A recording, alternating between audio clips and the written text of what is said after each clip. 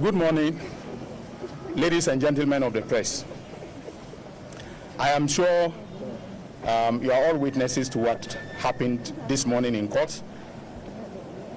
The Supreme Court has given an order for the petitioner's witness statement to be filed by close of day tomorrow, and for us to resume hearing of the case on the 28th.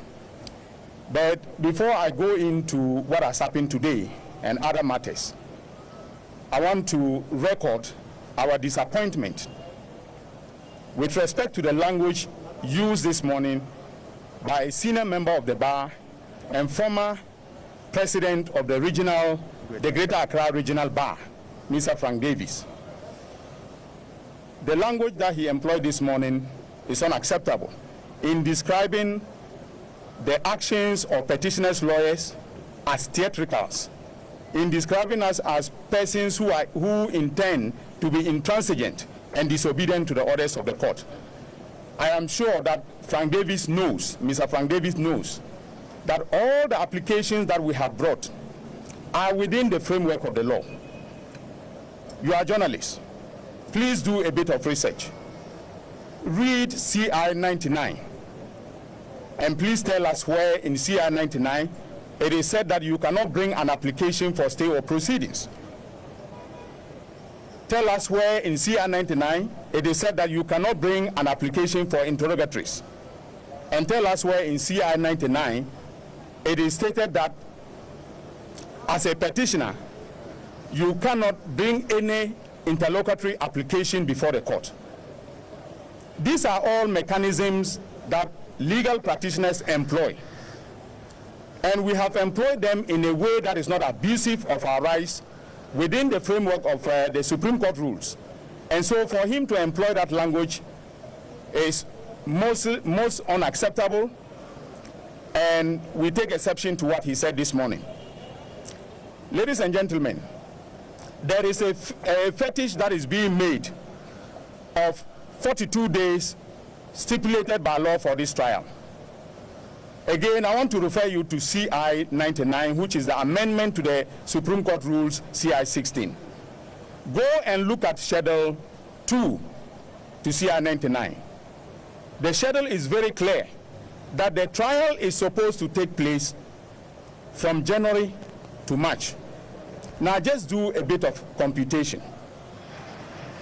January has 31 days.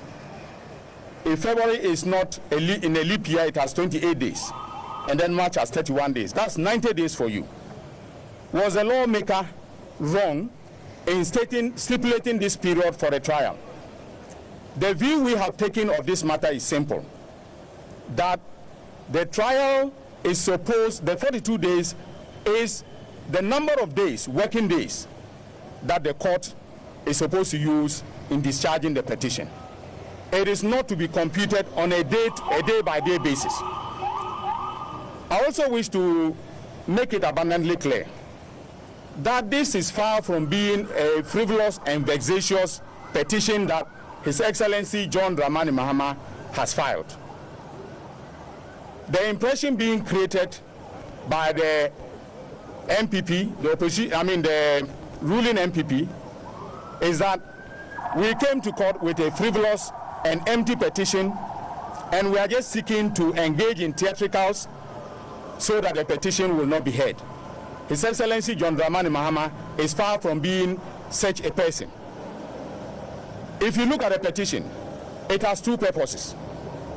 The first one is to hold the chairperson of the Electoral Commission, Jane Adukwe Mensah, accountable for a violation of the Constitution. Now, if you have practiced journalism in this country for a period sufficient enough to know that we have never had a situation where the chairperson makes a declaration based upon one figure, issues an instrument validating the declaration based upon the figure that she has used in making the declaration, and then subsequently revises that figure. Repeatedly revising the figure. Now that is unconstitutional conduct. And we want her to be held accountable for that. We are saying that that conduct that she engaged in is unconstitutional. It's not supported by any provision of the Constitution. And again, as journalists, you should be asking her, when she did the revision, were there agents of the political parties there? That is a critical question that you should be asking her. The second purpose of the petition is with respect to the mathematics of Article 63, Clause 4 of the Constitution. It requires that for a person to be validly declared president of this republic, the person must have obtained more than 50% of the votes. Our petition is very clear that His Excellency Nana Addo Dankwa Akufo-Addo, when he was declared president-elect by the chairperson of the Electoral Commission, had not obtained more than 50% of the vote. That is the mathematics of Article 69. And if this is not an important issue, I don't know what it is. And therefore, as journalists, when we file our witness statement, read it carefully, and you will see that this is not an empty petition. They are preempting Ghanaians to think that we are joking in court, but we are not joking in court. Explanation of interrogation. At the start of the proceedings, we realized that your colleague, Mr. Lita, was explaining to the court why you didn't file a witness statement. If you could clarify that point. Yes, we did not file the witness statement because we had filed an application for stay of proceedings. Now, for the layman, that is an application which is brought before the court to stay its hand with respect to everything in relation to the proceedings, everything in relation to the proceedings, pending the determination of a matter that an applicant has put before the court. And you recall that we have an application for review of the decision of the court to disallow our administration of the interrogatories. And that application was fixed by the court itself for hearing on the 28th of January. And therefore, we thought that given the impact of the interrogatories on our witness statement, because if Jane Mensah answers all the questions, they will bear on the nature, content, and scope of our witness statement. And therefore, we said, let us abide the decision of the court with respect to the witness, the review application, and after that, we will incorporate the answers into our witness statement. That is what that is why we brought the application for stay. Now, as Mr. Chikata pointed out in court, there was no intention whatsoever on our part to disobey the court. I am sure in all his life as a legal practitioner, Mr. Chikata has never disobeyed any court order. And this is not going to be the first time that he has done that. And I'm sure Frank Davids and his colleagues know very well that applying for stay of proceedings means that if you take any fresh step yourself, you are undermining your own application. And I'm sure if we had been given the opportunity to move our application for stay, and if we had filed any fresh process pursuant to the orders of the court, the same people would have raised objections, saying that we have taken fresh steps, we have waived our right to have the proceedings stayed. So they were involved in double speak this morning. Yes. They don't know better strategy than some other lead counsels. Including the fact that you wanted some additional information to be added to the review that you were asking for. Is that not a contradiction to the fact that you had filed for a stay? We didn't file another for additional information. Okay? Neither did we file to amend our application for review. What we did was to add an additional legal ground. That is different. To the yet to be heard. To the yet to be heard review application. Okay? So that did not in any way undercut our application for stay of proceedings. I don't think so.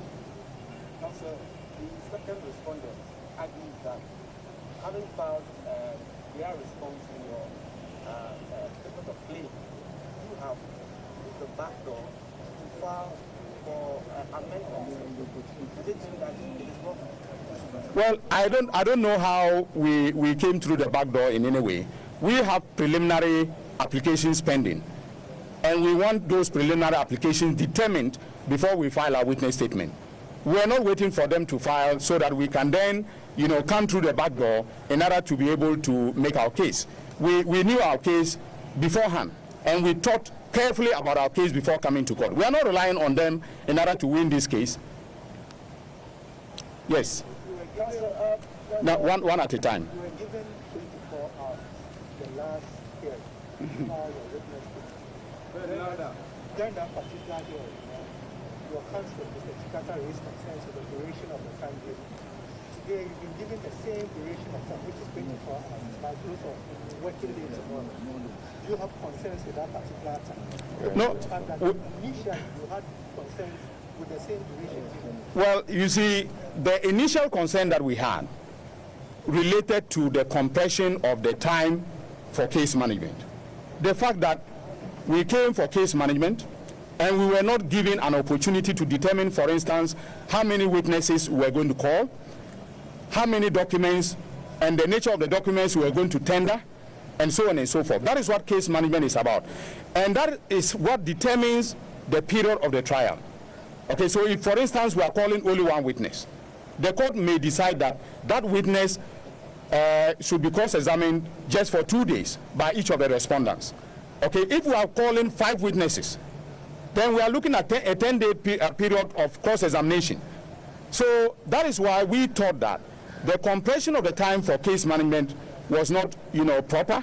And then also the fact that we're giving just 1 day in order to file our witness statement. Okay, but we are prepared, and the witness statement will be filed with all its exhibits, by close of day tomorrow.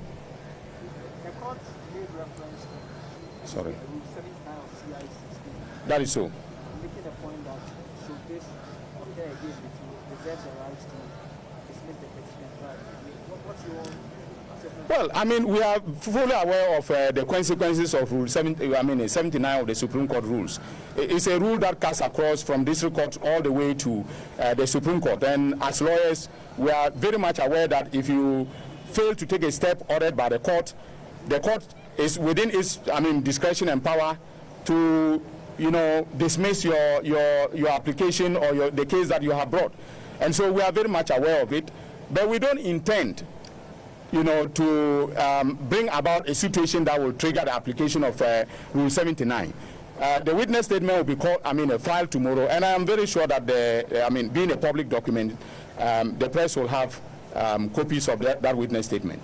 Also, there's a rule in the Supreme Court and the Federal Standard Commercial Court indicating that self-application does not necessarily mean that the proceedings case should be adjourned, should be put on hold. And what is your response to that? Well, I like the fact that you are attempting to be a lawyer, but the fact that came out very clearly in the last hearing. You remember one of the justices asked Mr. Chikata whether by filing his application for review, that is an automatic stay of proceedings. Okay. Now we need. That means that was a hint that we needed to bring a formal application if we wanted stay of proceedings, and that is exactly what we have done. Okay. We didn't depart from the established rules, practices, and conventions of the superior courts. We didn't disobey. Thank you very much. Fantastic.